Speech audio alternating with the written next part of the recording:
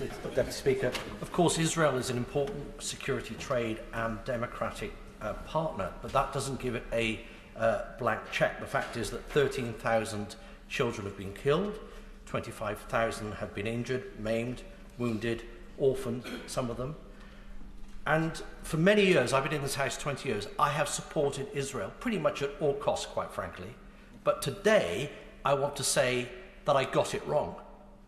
And I condemn Israel for what it is doing to the Palestinian people in Gaza and indeed in the West Bank.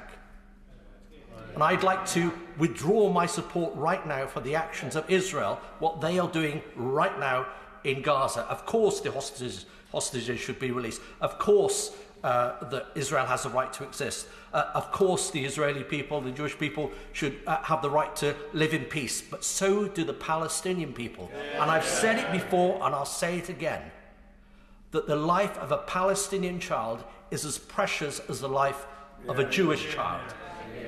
And this is this particular moment in time, we've had lots of statements over the last 18 months, this is not only this Parliament's not greatest hour. I'm really concerned that this is a moment in history when people look back where we've got it wrong as a country. Can the Minister stand up to our friends and allies in the United States and make a strong stand for humanity? For us being on the right side of history, for having the moral courage to lead, not just to follow the United States, and to make a difference. That's why we're all elected here. Let's stand up for life. Let's stand up for all children, not just Jewish children. Minister.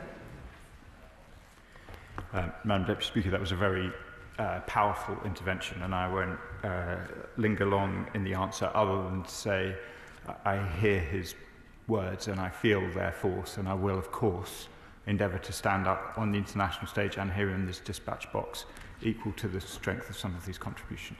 Munira Wilson. Thank you very much, Madam Deputy Speaker. In light of this latest outrage from the Netanyahu government to displace hundreds of thousands of innocent Palestinians, on top of starvation of hundreds of thousands of Palestinians, on top of the murdering of aid workers, on top of the expansion of violence by settlers, we get from the Minister strong opposition, a request for urgent clarity, a reiteration of his outrage. He says he's taking action, but he can hear from all sides of the House nobody is satisfied with the level of action the British government is taking. So I implore him again, listen to the support from all sides of the House, recognise a Palestinian state, impose a full arms embargo on Israel, sanction Smotrich and Ben Gvir, and in the name of God, as others have said, please can we get aid into Gaza so that people will stop starving? Stephen Flynn. Thank you, Madam Deputy Speaker. The Minister will forgive me, but there is few things more infuriating in this House than listening to ministers when they're of the blue persuasion or now the red persuasion, fail to call out collective punishment for what it is, fail to call out war crimes for what they are, continue to justify the sale of arms to Israel and find every excuse possible not to recognise the state of Palestine. So maybe he can be the one who surprises me, gets to his feet and says that the plan as laid out by Benjamin Netanyahu is tantamount to ethnic cleansing. Will he do that, yes or no? Minister. The honourable gentleman from the SNP, perhaps unsurprisingly, goes for rhetoric. He wants me to opine on questions of law, make determinations which ministers for a long time have rightly chosen to treat as questions for the courts. He asked me to take action. As a government, the Labour Party has taken action. They've taken action on arms. They've taken actions on sanctions. We have a record which we can defend. We are not simply here for rhetoric. Madam Deputy Speaker, in the past year, 100,000 tonnes of bombs have been dropped on Gaza, the equivalent of 5 times of the power of the nuclear weapons used over Hiroshima and Nagasaki 80 years ago. That's resulted in the death of at least 60,000 people. And on top of that, we're now going to have the complete invasion of Gaza by Israel. At what point will the government actually cease all arms supplies and military cooperation with Israel, cease the use of RAF Akrotiri, and above all, stop the export of any parts for F-35 jets, which have been complicit in the killing of 60,000 people in Gaza. This surely is a time for the British government to say no, no more, no weapons, no cooperation, no support to save lives in Gaza and, of course, in the West Bank. Now is the time to say and do that. Hear, hear. Minister. Madam Deputy Speaker, I've set out the position in relation to the carve-out for F-35 components. Just to be clear to the House, we have suspended the sale of F-35 parts where they go directly to Israel. It is only in a position where we do not know their final destination that they are not suspended. And I won't rehearse the recognition points given the pressures of time. In his statement, the Minister said that we, the UK government, reaffirm our commitment to recognising a Palestinian state. Up to now, the excuse has been that we've got to wait until negotiations are complete. There are no negotiations. All that we have is extremist settlers trying to force out Palestinian people from their villages in the West Bank, which I've seen with my own eyes. In the name of God, why can't we give the Palestinian people some hope? Why can't we give them the same right to self-determination and recognise a Palestinian state now? Minister. I thank the right honourable gentleman and my neighbour for his commitment to these issues. The problems that face the Palestinian people at this moment are acute, immediate, and they are practical. And as I set out at this dispatch box last week, we stand by our commitments, as I mentioned in the statement. We want to make a contribution to practically improving the lives of the Palestinian people, and we will view recognition in that light. Imran Hussain. The diplomacy that the Minister has referred to, it's clear that Israel has not significantly complied once. Now, after watching children being shot in the streets, medics and hospitals consistently targeted, British citizens and rescue workers murdered and their bodies concealed, red lines such as Rafah reduced to rubble, and of course the hostages still in captivity.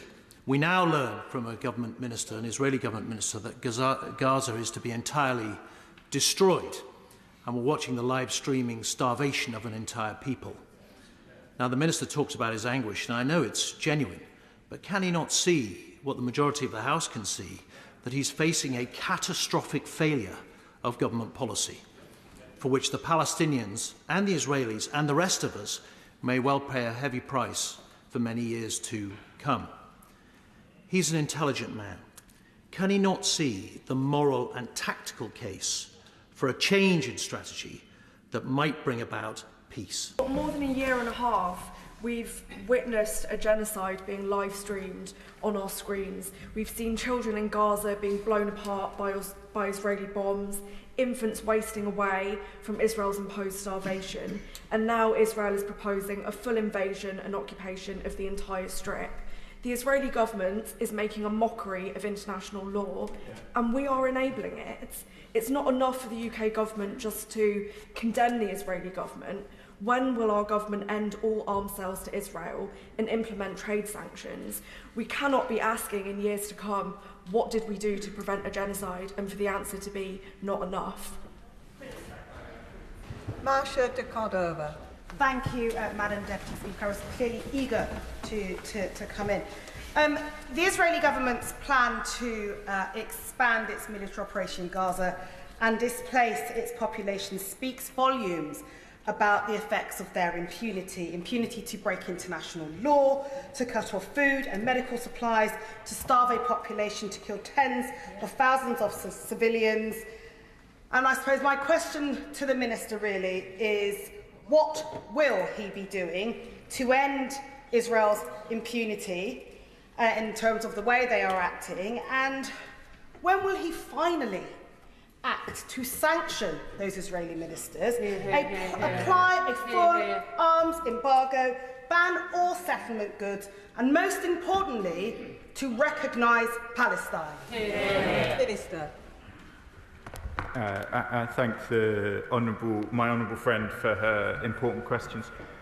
So I've set out at this dispatch box the steps that we have taken, whether it's in relation to sanctions or arms or goods, and I won't rehearse them here. I can see that there are many who want to contribute.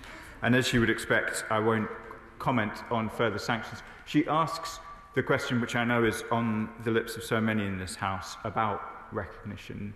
What we see in Gaza, the announcements that we have seen over the weekend, obviously is a very, very significant, immediate and practical threat to the viability of Palestinian life. And we are taking every practical step that we can alongside our allies to try and focus on the ceasefire that must be our most immediate priority given the threats that hang over such a significant civilian population as we speak. Sir Desmond Swain. The Minister has made the government's position crystal clear that the Israeli plan is unacceptable. How will British government policy towards Israel change as that plan is implemented? Minister. We hope, as the right honourable gentleman will know, we hope to avoid having to deal with that hypothetical. We will seek to persuade the Israeli government not to embark on a path so damaging for all of the reasons that I've set out this afternoon. But I'm sure he will be asking me this question in the House, should we fail. Minister, Israel is starving Gaza to death. When Israel is using starvation as a weapon of war and Palestinians are being ethnically cleansed before our eyes. Sorry, Minister, mere words of regret or condemnation from the government simply are not good enough. We will be judged by in history for the failure of the Palestinian people in this House. So I urge the Minister to listen to the House today, the consensus that's being built, and act. Act, not words. Please, Minister, we need actions for the Palestinian people. Madam Deputy Speaker, I've heard the force of the contributions. I'd say gently to my honourable friend that unlike my predecessors, I have taken action, as has the Foreign Secretary and others, in response to this crisis. But clearly, in the face of the scenes coming out of Gaza, no one can be claiming victory at the moment.